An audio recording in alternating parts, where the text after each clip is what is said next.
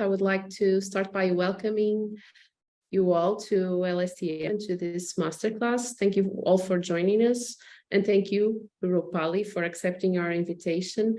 Today, we are starting a new cycle of masterclasses, so feel free to join us every Wednesdays at 6 during the next 7 or 8 weeks. We are still planning the last masterclasses. For updates on the next sessions, just follow our Instagram, Facebook, or LinkedIn page, and feel free to attend anytime you want. For today's masterclass, we invited Roopali Rawat, our alumna from our Master in Design, who I had the privilege to meet in London in October. She was there for our graduation ceremony. And we invited Roopali to share her experience as an entrepreneur, explaining us more about her project, Fab Point, which is a sustainable fashion design project that aspires to create an ever-evolving ecosystem for the sari upcycling. As usual, we will save some time in the end of Roopali's presentation for Q&A. So feel free to write your questions in the chat box, or if you prefer, by the end of the presentation, just use the raise hand tool and I will moderate the questions. Thank you so much for joining us. Roopali, the stage is yours. Thank you so much, Mafilda. So firstly, I would like to take this opportunity to thank LSDM as well as the team people to provide this platform for me to share my experience here. So thank you so much. And I'm truly humbled with this. So without further ado, I would first like to state the fact that I'm no businesswoman or a big marketing person or somebody who always aspired to be an entrepreneur.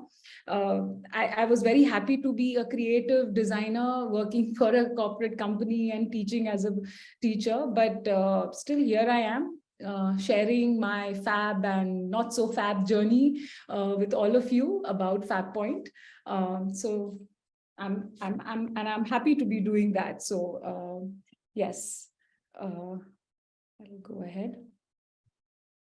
So I would first like to start with what the whole concept of Fab Point or of the concept was. So it is an ethical ecosystem for sari upcycling, where the whole idea was to have a one-stop shop for upcycling saris into various lifestyle and apparel products. I truly believe that sari is just not a yard of fabric, but it is rather a 6-yard long story, which is full of emotions and so many memorable occasions for a woman. And sustainability and sentimentality are the seeds that have sprouted this concept. Our mission has been always about having an artisanal human touch, and we like to support the local economy. And that's where you are seeing those 3 icons, where we are talking about upcycling products through designing. We are talking about restoring the products which we already have. And we are also talking about upselling the products which we already own. So that's what our main pillars is. And as I mentioned, we want to have an ecosystem where we are helping the women artisans and the local community in and around us and trying to give back to the society. So the whole idea here is that I feel as entrepreneurs, it's just not about ourselves. It's also about how you can encompass things in and around you and give back the society what we can in our hands, and do it in a more sustainable way. And our values and beliefs, I think, is something which if in case we stand true to, will definitely reflect in our work. And I think it's very important, because that keeps the passion alive, and that keeps you going in times when you are unsure about yourself. So if your values and your beliefs are reflected in your brand, in your work, it will keep you going for for a very long time, and it will be the fuel to the fire. Yeah. I'm sorry. Roopali, and Yes. how this idea came up, because we know that this started to be an idea during your final project. Can you tell us a little about this? Yes. So this idea came up as an ADP project in LSDM which I just finished the course in. And when we were told to select a topic, I was absolutely very clear on a couple of things. Something where I was like, I have to do something which is around my culture, my heritage, because I truly wanted to feel rooted to where I come from and try to do something or come up with a solution to a problem which will help the people in and around me. I was very clear on that. And then my second step was when the research and the design process came in. So that's where I would like to highlight the fact that when we were doing the research process, I realized a couple of things. When we were talking about primary data, secondary data, but I think what's also important is also about listening to your intuition. I think being intuitive is equally important, where you listen to your little inner voice somewhere and you're like, you know what, uh, it's not a bad idea to just listen to it, and let's not a bad idea to validate what it's actually talking about. So that's where I realized that I how about identifying a problem there which I feel very intuitively about. So and that was about the fact that we have so many saris, we hoard so many saris in especially on the Asian side, in India especially, and we are so emotionally attached, we don't want to let go of it, and that's a problem. But it's not really proved anyway. I did not find any numbers anywhere, and I think that's where validation is so important. And that's where it came. That's where the course also taught me that we need to validate a problem which we intuitively feel about, and then probably try to create solutions which would help things to go in and around that particular problem. So the fact that I came up with Fab Point is also, I think a lot of credit goes to the college for giving me the opportunity to do that, and also to the tutors to push me to think in a way, and to kind of push me to come to a point where I'm like, you know what, I think I can do better. I think I can do better. And it's just not about being a designer. It's also about, that a designer can also be a business person, and there may be many things which I may not have learned in the course, or I may not have learned in the past. And it's okay to accept it. And it's okay to kind of have the right people in your team to support you with that. Because having the right mindset is very important. Having the passion for it is important, and things can happen in around it if you really want it to happen. So yeah, that's how the idea came to existence, and I took it forward into my career path. The idea, the option was either I do my PhD, because I came from the academics background, or the option was that I try to do something different. And that's where my second point lies, where I'm actually talking about people who really want to do something on their own and they feel very hesitant. So there was a little bit of research study which I was doing, where it was saying that it's about 86% of the people really don't want to take the leap of faith. There is this inner thing in them that, like, you know what, I really want to do it, but I'm okay. I know I don't want to leave my comfort zone, and I'm okay with it, And so I just want to reach out to those kind of little inner voices where, it's that we should, just believe in yourself and go for it. I think it's something which you will hold really close to your heart, and it will also help people in and around you. So as a designer, as an entrepreneur with an entrepreneurial mindset, I did face a lot of hiccups, and especially on the commercial aspects, on the marketing aspects, because that is something which was never my forte. But I think I've come around it. I've had the right people now who are helping me with it. And I think we are all open to learning. It's good to have that mindset. There's no age for learning. It's okay to accept it and to move forward with it. So now I was never very good with maths, and now I have to deal with numbers every month end. And now I think off my mind, I've become really expert at it. So these are little small things which you just explore about yourselves, and it's a bumpy but a very enjoyable ride, I must say. So and we learn step by step, and it's okay to be patient. We've got to be patient with ourselves, is what I realize, because we just feel that we want to arrive there soon, but it's like having a baby where you have to nurture it, you have to take care of it, and it then grows up, and you're like, okay, it's fine. So having something like a brand as a concept or as a label is very similar to that, I feel. So we've just got to be a little patient. And there's something which I wanted to highlight was validation and proof of concept. So when I was doing my project, there was a vision which was there in our mind. And I think as startups, as entrepreneurs, there's always a big picture in our mind. And it's good to have that big picture. And it's also okay that to accept the fact that you may not arrive at that big picture so soon.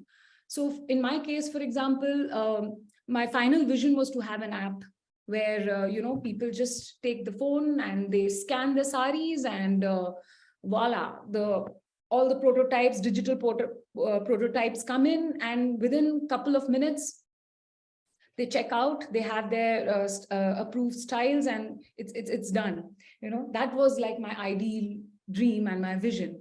And then suddenly the reality strikes me, where I realize that there are many problems and there are many issues. For example, financial issues, resources, because if you're talking about creating a web, you're talking of creating an app, finances and the support which you require has to be the right one. And yes, I do not come. Yeah, it's a very huge investment. Yes. That you need to take. So it's better to test first the concept and the business idea. Yes. And why validate is because once it is validated, it's not only getting validated, you can also ask investors, because if you're reaching out to investors, you need to be sure about yourself, about your concept before pitching in the idea with them. And it gives you that confidence. There are many people who will pitch in the idea even without a proof of concept. It's not necessary, but I feel it's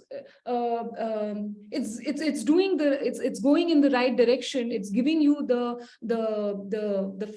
trust and the faith in your work that what I'm doing is right, and here I am. Can you please look at it and give me the right investments or the right support which I require? So that's equally important. So that's where the proof of concept comes, and I'm still in the process of doing that. I gave myself about 6 to 8 months to do it. And I'm still in the process. Maybe next year I'm hope to achieve somewhere close to my proof of concept. But yeah, it's a step-by-step process. And in this entire process, it's very important not to lose focus, because many of us get very derailed. It's good to be passionate, but also, when you're very passionate about your work, we tend to lose focus because you're all over the place. At least it happened with me. And I think it's a very natural thing. It can happen with anybody, because there'll be so many people, there'll be so many advices. Your advisor is going to tell you something, your partner is going to tell you something, and you'll be like, and you want the best for your business. So what do you finally do? So, so it's okay to hold back, take a deep breath, focus, and it's important not to lose your focus. What is your final vision? What do you want to do, at the end of the day? So think about that and then, get going with it. So be patient with yourself also. So that's equally important. And I think I've learned that lesson myself. And whenever I forget it, I have to keep reminding myself, hello, take a deep breath, And again, being an entrepreneur is just not about yourself, me. I think a true entrepreneur will always be us, we, my team, my networks, and they build that network, they build the team together, the like-minded people together. So I was just sharing that story about my couple of interns who worked with me from the time we started. Yes. And it was such a very heartwarming feeling for me when their course finished. And the first thing that they told me was, Roopali, ma'am, we don't want to leave you. Can we please continue? And can we please continue with you? We want a job with you. And I was like, okay, are you sure? I will not be able to. If they wanted, they could have gone to the corporate world. They could have got much more higher salaries.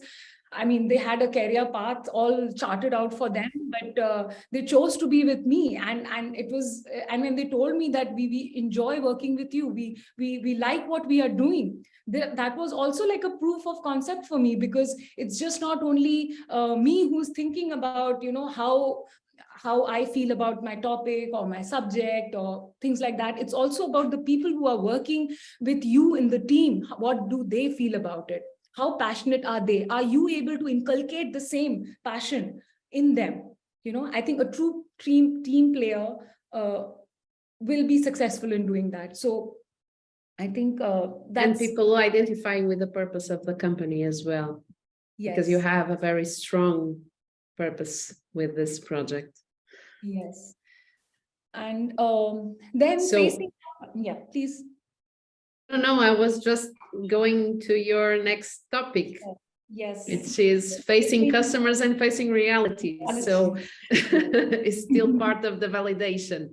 Yes, it is still part of the validation, because when we're talking of the customers, we have an ideal customer mindset, that, oh, my customer, because when we are making that customer chart, because I still remember doing that for our projects, age, demographics, and all of that. And, you just write down, and it's also preset in our mind. But when it is in actual, or when it is in reality, at least for me, it was like, voila, this is like quite a change, because I had, I had these youngs, right from a young teenager to just today. I had like a 65-year-old customer walk in, very clear. There's this old couple, and they were like so cute. They just came into my studio, and they were like, I want, and she was apt clear what she wanted. There was no kind of giving them any design solutions. And I'm talking of like a 65-year-old lady who comes in, and this was a nice andro jacket and a garment which I had designed, and it was lying. She's like, I have seen that and I want it, and this is the fabric, please take my measurements, and I'm done. That's the kind of clarity she has. And there are some customers who will kind of, I don't know, and then you need to kind of intuitively probe them into getting some answers and figuring out what they want. So there are different kind of customers, there are different kind of reactions you will get. And because sari is they are so emotionally attached with it, they want reassurance all the time. They want to, unlike going to a tailor where they just give the fabric and they say, make it for me, or unlike a fast fashion where they just log in and pick up a garment, there's not that bonding lacks. So they can think of doing something like that. But with a concept like this, they want to be sure that it's going in the right hand. And before the scissors slices through their saris, beloved saris, they want to know what the final outcome is. And I think that's where our Fab Point's USP lies, where we said that, our digital mockups is going to do the trick. And so it kind of inculcates that reassurance in them, that faith in them, that this is what my garment is going to look like, right from the placement to the fall to the feel, everything. So can you explain what Fab Point does? Yes. So yeah, I am a customer. I have a sari, a very old sari. It was from my mother's wedding, and I don't use it how can you help me? But I'm emotionally attached to that. So Yes. what can Fab Point do?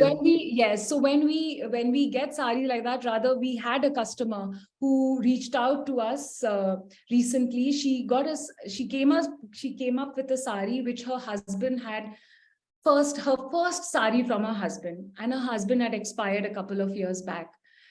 She came to us and she gave us the sari, and she was like, can you make something out of it? It's just lying inside my wardrobe. And then I saw about this concept of yours. I thought I could give life to my earlier memories. It was very emotionally touching for us, and I was like, I've got to do something really nice for it, and I'm under pressure. So she came to us, and she did not have much idea on what styles to do and things like that. So we kind of take them through the entire design process. We'll show them inspirational pictures, sketches, post which we will kind of take their measurements. I will take you through a process where I will explain how we suggest styles for different body types. We also do that because you have various customers, various tastes, various body types. We cannot standardize shapes and sizes there. So we figured out that way through, and then when we come to the digital mock-ups, we share it with them, we discuss it with them. So it's like a long design journey which we share with our customers, and I personally enjoy doing that. And if you keep them involved and you keep them roped in, because they are also co-creating the designs with you in a way, because their thoughts, their ideas, they may not be doing it exactly, but they feel it is getting interpreted there. So it's like co-creating that product with them. And then when the final product comes, we give it to them for trial, or we courier it to them, however, because we are pan-India right now. And then the final product comes. So that's how each customer is different. And my first set of saris, normally which I made, came from my mother-in-law, where I told her, what, just unbox all your saris, let's see. So she came up with about 50 saris, and I said, now they're all mine, please give me. And I created my first line of products, and we did the photo shoot with them.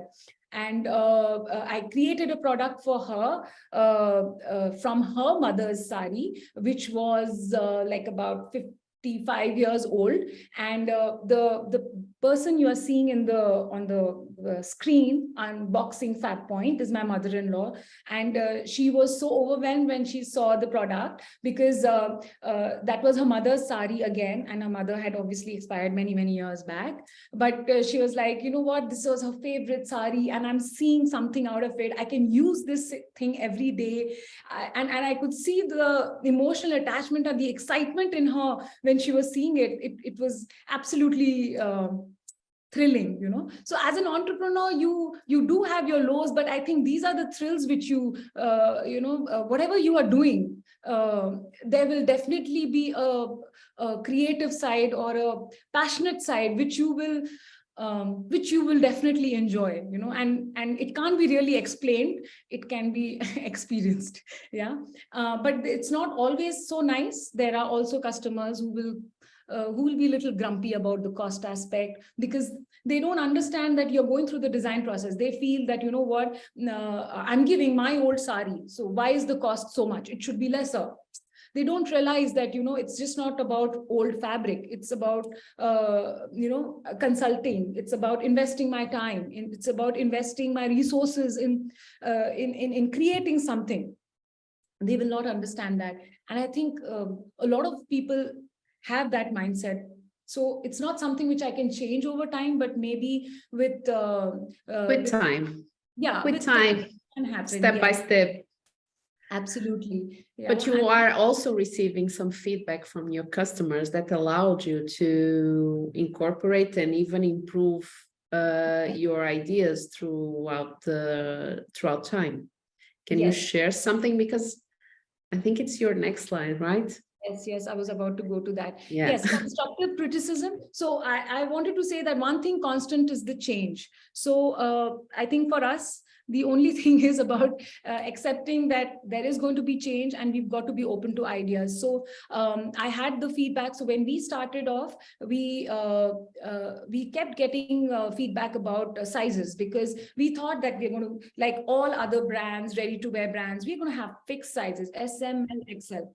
But voila, we realized that that's not the case, because we had so many people come back to us criticizing that, this is not right, this is not fitting, you know what, I'm not liking it on myself. They may like it on the body form, they may like it on the photo shoot, but they're not liking it on themselves. Why? Because the body form is very different from them. So that's what made us, so they did criticize, but it was a constructive criticism. And we realized that, you know what, let's suggest styles based on different body types. So we identify different body types. If you can see, the little background here under constructive criticism, that's a sheet of a Google sheet, which is peeping through. And we identify these body types, and we share this Google form with the customers, and we will ask them.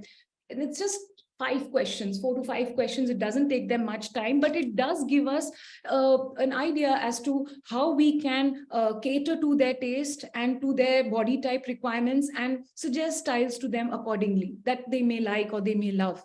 So, it was a constructive criticism, and definitely it can happen only when you're open to ideas and you are ready to accept that change. Because there were a few examples here, like examples, some of the ladies they didn't want to cut their saris. They were like, you know what, I love my sari too much. I don't want to cut it, but I still want to have something which is different. I still want to upcycle it. What can you do for me?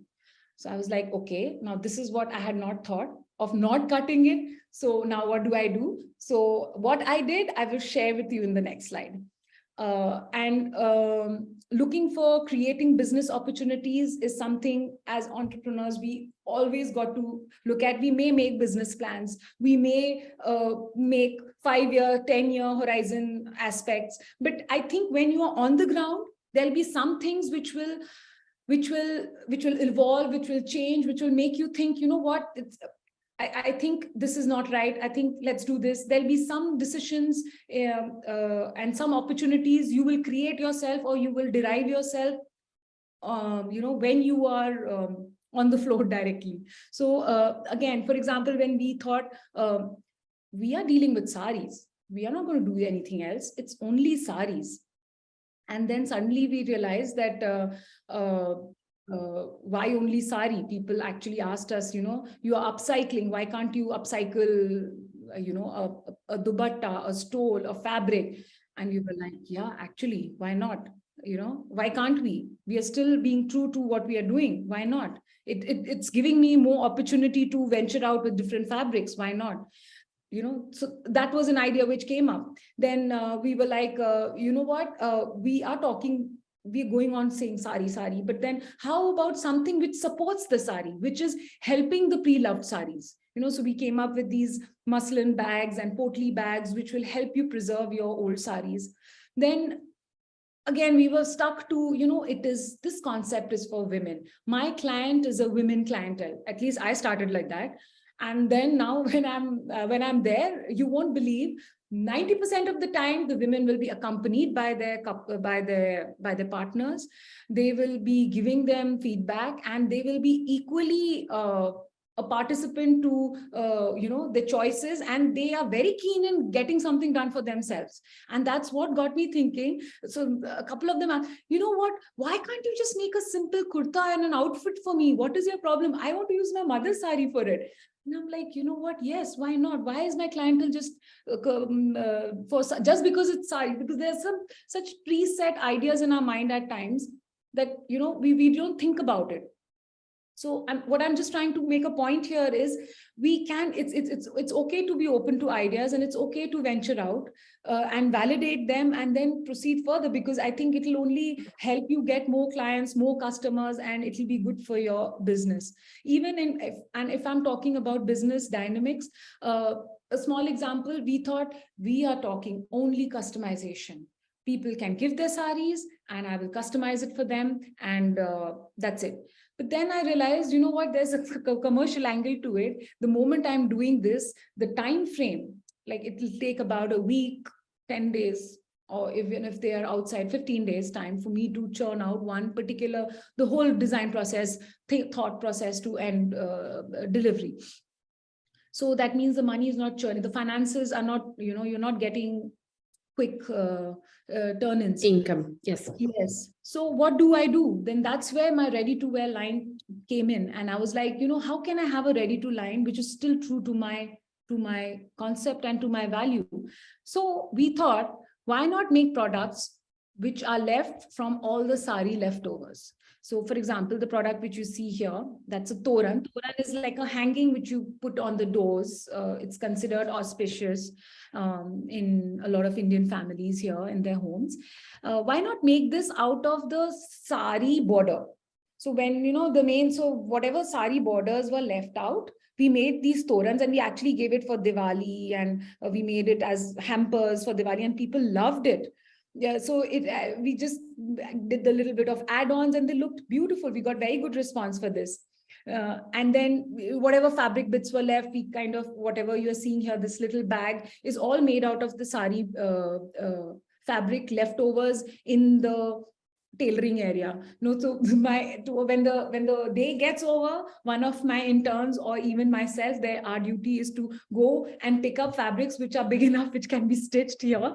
Which can be stitched into like a large chunk of fabric. So every week we'll collect, make a large chunk of fabric and then convert them into these kind of products. So we have bags, we have wallets, small products. And these are my ready to sell lines. They may be low cost items, but at least, you have something which is like coming in terms of income.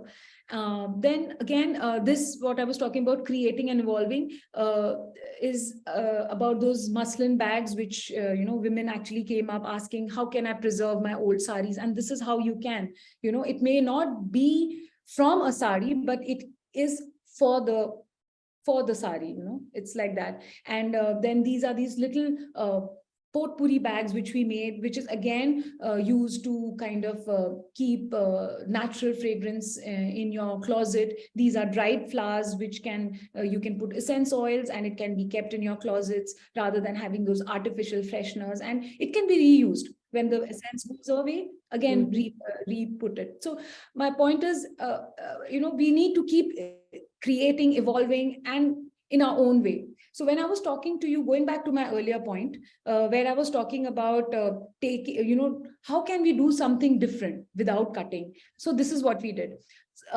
We thought, why not take old saris and then kind of do different forms of work on it. And you know what, it is really challenging because every sari is so different. We cannot have a standardized template here.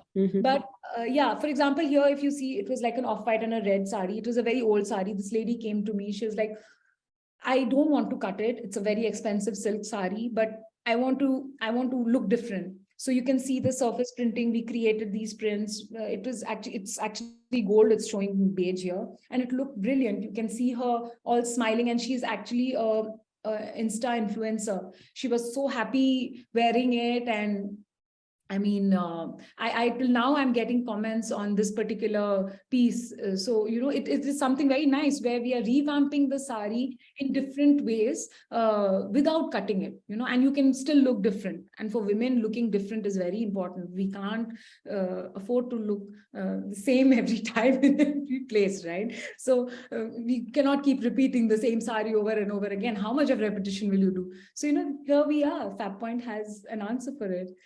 Then another example is here. You can see how this old sari looked like, right? It's a client's pre-loved sari. It's like completely faded. We got it dyed. We put these small tassels. We did a lot of jing-jang to it. And here she is, Rashmi. She was from Bombay. So she sent her sari all the way from Bombay to Bangalore, and we got this done and gave it to her. She wore it for Diwali, and she was so happy. This is again upkeep, where I'm saying that without cutting your pre-loved products, we are able to upcycle it for you, and you can, and we are increasing the longevity of it, and you are able to wear it. So coming to the most important part is, as a brand, as an entrepreneur, how are you differentiating yourself? What is your USP? And most important, how are you going to talk about your USP and create that awareness in your or amongst your target audience? So I think the approach can be very different for different people. Yeah.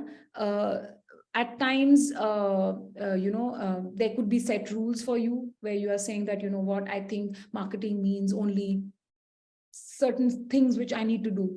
But I think you've just got to figure out what your brand and your requirement is and go with it. So for example, if you talk about my USP or Fab Point's USP, it's I think where we really are good at is the digital mockup. So here you can see an example where the client came up with her marriage red sari. That's what you can see. Mhm. And she had worn it during a marriage just for once. And then after, like, it's been like 20 years of her marriage, and then she came to us. She's like, I want something to wear with it, but I don't want to look like a bride. What do I do? So we made some flat sketches. We figured out what she liked, and we did that entire process, which I showed you, of figuring out what her body type and all that. And you can see the digital mock-up. It looks so real. It looks as if a model is actually wearing it. So we did this mock-up, and she was quite happy with it. And you can see the actual version also. The little details here. And then we put it in that same muslin bag, and she loved it. She was like, you know what? This is amazing. I'm able to, I can feel as if I'm a bride all over again, but only mentally, not physically, very sweetly. I'm like, what do you mean mentally and physically? No, because I'm not draped the sari, but I know I can connect with the feelings which I had when I first became a bride, when I'm wearing this.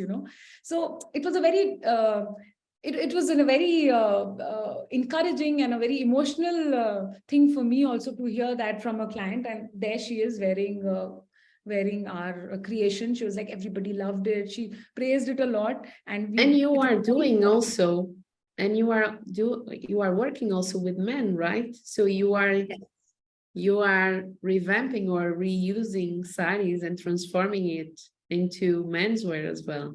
Yes, we are starting to do that because I've been getting a lot of criticism, constructive criticism in and around that you should be doing men's. Men are less fussy, Roopali. That's what I was told. And I'm like, okay, let me figure that out. We are less fussy. Please make something for us. And I'm like, definitely. So we are my first product range will go out in the next week, where the couple is actually wearing. So from the same sari, I'm getting an outfit, not the whole outfit, but it's like a jacket for the guy and a bottom for a lady, and we're coordinating both of them. So they're like Mr. and Mrs. going for a wedding. So it's Amazing. quite nice. Yeah. Yeah.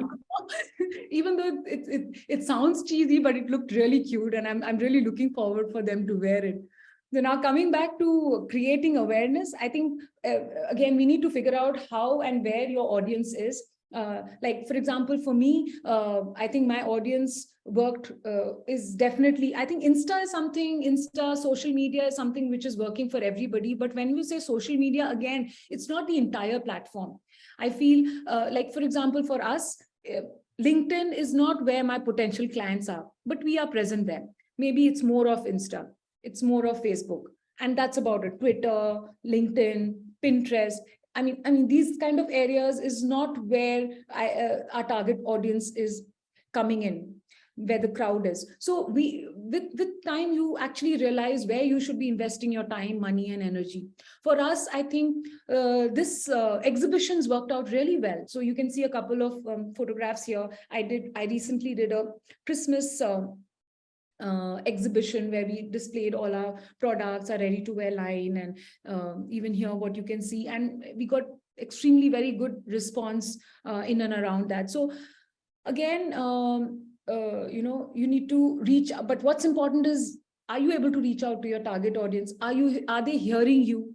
Do they really know what your USP is? At least till the time you become a brand which is well known. So for entrepreneurs, it's important for the initial years to invest that time, energy, to be to be invested in a place where your voice is heard to the right target audience.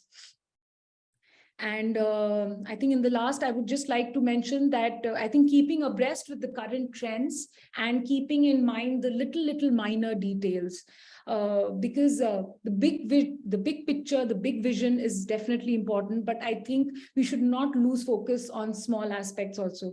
And it may just sound very silly. I was just giving you an example, like when a garment is made, I will look at the whole garment, but then I'll be looking at those little inside out details. I'll be looking at the buttons. I'll be even looking at the thread, what kind of thread is being used, the kind of music which is going on Insta, what kind of language is it actually talking. It's very important that as a team leader, you inculcate these habits even in your team players, I mean in amongst your team, because I think that's what makes you stand apart from the rest of the crowd who are not investing so much time, energy and creativity in coming up with a product which is so well thought of. It's like a complete package then. So I think that's where we should not miss out, and keeping abreast with current trends, not only on the social media platform, but even on what's where should your exhibition be, what is the latest styles, what is it that you really want to do, whether it is digital marketing, whatever it may be, software related. I think it's equally important. And in the end, I would just like to say that if somebody like me, who came from a completely non-business background, somebody who never ever thought I would be doing what I'm doing now, can do can do something, can create a brand and can go forward with it.